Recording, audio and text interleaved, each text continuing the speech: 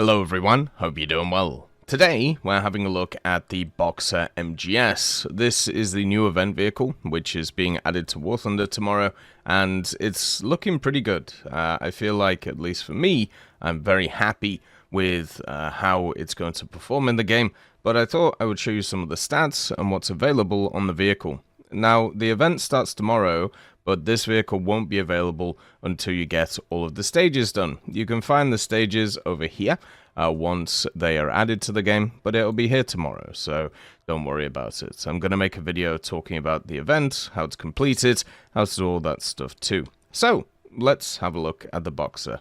So, this is based off the chassis of the standard Boxer, but the difference is the turret. This is the MGS version, which means it has the Cockerel 105 turret, very similar to other ones that we've seen in the game, such as the CV90 105, and then also even the CTCV. The turrets themselves are not exactly the same in every aspect, but they basically do the same thing. This means that they have the two-plane stabilized 105mm and also the autoloader in the back that you can see here. And it holds 12 rounds, so you'll never really have an issue of running out of ammunition, unless you're one of those people who just keeps firing and keeps blasting. It does keep a bunch of ammo in the back, if you want to. I would probably say running maybe 20 rounds with this thing, unless you're very confident in it, is the way to go. I wouldn't probably run any more, just because of how big these ammo racks are here. Now, with the way that this vehicle is set up, the actual commander and gunner are in the turret, and also the driver is back here behind all of this mess. So the way to destroy this thing is through the turret. Hit through the turret, hit either the commander gunner and the breach, and then hit the autoloader in the back and make the thing pop. The way that this is set up, I don't think it has blowout panels on it. So, in general, that won't be something that you can rely on. So, just pen through the turret, hit all of these different things that are in there, and you'll have a good time. The only thing that might make it a little bit dodgy to do is these Spall Liners. So, this vehicle does have Spall Liners around the gunner and also the commander. I believe these will probably stop more kind of CAS elements, but you can see it has this block at the front here and also the side. So don't be surprised if you pen this thing with APF SDS and then the round just goes straight through and only goes in a straight line, maybe killing one thing, and then it's able to fire back at you. So just be a bit careful on that. It does also have all of this internal armor, which is sat here. Overall, it's not a huge amount, but it's a bit. You know, it's able to have a little bit of protection, at least in the hull. The turret itself does not have a lot of protection, and also, at the same time, your main protection is these huge air gaps that are in the vehicle. Remember, when you don't take all this ammo, this will also be open. So you'll still have these huge gaps in terms of where you can just pen through and do nothing. So you're going to have to make sure to shoot at the turret and basically below it to take out both the crew members. It does have an updated damage model, so you can see in the X-ray, it has the driver controls, for example, it does have the power system, and then also stuff like the autoloader modeled, and the FCS, which is right here. So it does have all of the standard stuff, which is pretty cool, and it's nice to see they're continuing their promise of making sure all new vehicles are updated into this setup. External armor is terrible, as you can imagine. These things are not really designed to pack, or well, they are designed to pack a punch, but not to take a punch, and that's what you see here. The most egregious armor is around the gun, but that's not going to make a difference. It's still not enough to stop rounds at 10.3. You also have a composite screen on the side. This will help it against other light vehicles, but it's really not enough to make a difference. So the only thing I believe that's going to make a difference on this vehicle is the weird angles that are on the turret, just like the other Cockerel. And then also, if you hit the Spall Liner with a few auto-cannon hits, everything else about it won't be able to soak the shots. It has a pretty powerful engine in the front. It is nearly 40 tons though, this vehicle. It's definitely not a light vehicle. And then also, it can motor forwards, but as you can see, the reverse speed isn't as good as I feel like it should be. The transmission is really letting this thing down. And also, it is like hugely modeled. Like you can see the engine in the front here, and the whole transmission is fully modeled, which is really nice.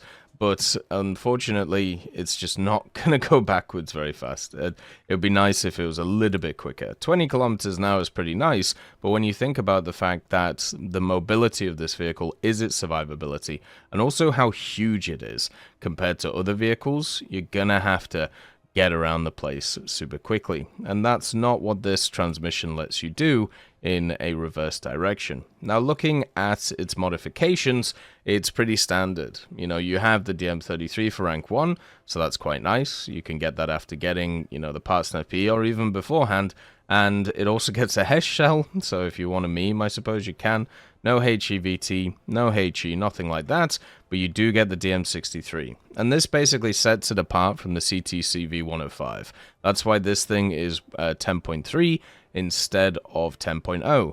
It has this round, which is very good. The DM63 on the 105 penetrates quite a lot, and the other part of it, which also has to be talked about, is the weight of it. So you can see here the DM33 has a 3.79 kilo weight of it, but the DM63 has a 4.4.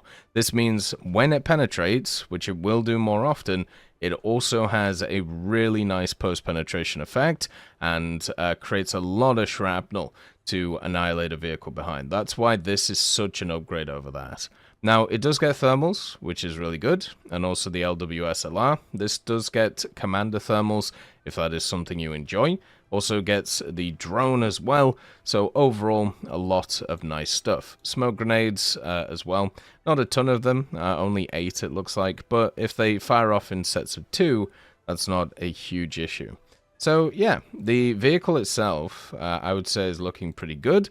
The only issue you're going to have with it is, of course, the stock grind, where you don't have that mobility, which can be incredibly annoying in a vehicle like this. But the main thing that you're looking for is a vehicle that, once you have it spaded, is fast, able to run around the place, and also at the same time able to get this gun on target very quickly with the laser rangefinder and the DM63 to annihilate stuff. Now, the size of this thing is going to be its biggest issue, and this is something I found with the Striker, and also found out using a lot of these types of vehicles. I want to show you the size of this compared to a kind of standard, I suppose, Soviet MBT. Now, we have the T64 up there, but even when it comes to like the T62, right, you can see that this vehicle, I don't think it's even going to get up to the turret of it. Like yeah, it's not even as tall as the hull of this vehicle. So this works in two ways, as people with the Class 3P will know. Now, the way that it works in your favor is that there's a lot of empty space in this vehicle. So what that means is you are able to run around the place, and you know, you are able to run around the place quite effectively. People can shoot through you and do no damage. But the other way that it works against you is it's very obvious to see that you're coming, and very obvious to deal with you, because they can just rat-a-tat-a-tat and go crazy. Now, there's an interesting thing at this BR right now, where you have a lot of autocannon AAs, oh, not AAs, sorry, light tanks, and also a lot of gun light tanks, like this one, the Striker, stuff like the Type 16, and I've been playing a lot of the gun tanks recently, and against like standard MBTs, they're incredibly good because they have great rounds, you're able to do a lot with it, but against other light tanks with autocannons, not so good. And that's the major issue of a vehicle like this. You can see the height of the T64 compared to this. God damn, is this a big boy. This is bigger than a Leopard, this is bigger than an Abrams, it's bigger than all of them, so you're going to find it very hard to hide this. And also, another problem with these types of vehicles, since they seem to be four-wheel drive out of 8, the turning circle on such the Behemoth can be really annoying to get round. But let's say you get into a position, right? And then you shoot a few enemies, and then you want to kind of roll back. The issue you have is this is your reverse. Now, it's not terrible, There are definitely worse reverses out there as somebody who's played quite a lot of Soviet vehicles in my time, but it's also not the best, right? It's one of those which I feel like should be slightly better on a vehicle like this. The other thing is, even if you only expose the turret, since you have 2 crew members in the turret, someone can take you out straight away with it anyway. You do have an independent commander's control, which is quite nice. And also, you do have the aim mode for the commander, so the commander does have control of the vehicle. It seems to be like Gen 2 or Gen 3 thermals. I always can't tell between them, but the 5-second reloads is really going to mean that you can just hammer targets with those thermals, with the laser rangefinder, with everything that's around. Like, you're going to have a good time in this vehicle in terms of, you know, doing that. It's just how much are you going to have a good time when people are going to be able to counteract you quite easily when you are such a large target. That is the part which will be interesting. And also, it does have a coaxial machine gun. Doesn't have a top-mounted machine gun, so against casts and stuff, not really going to be great. Would be nice if there was like a HEBT or something, but instead you are left with just this little thing, so good luck against helicopters with that. That's all for the Boxer.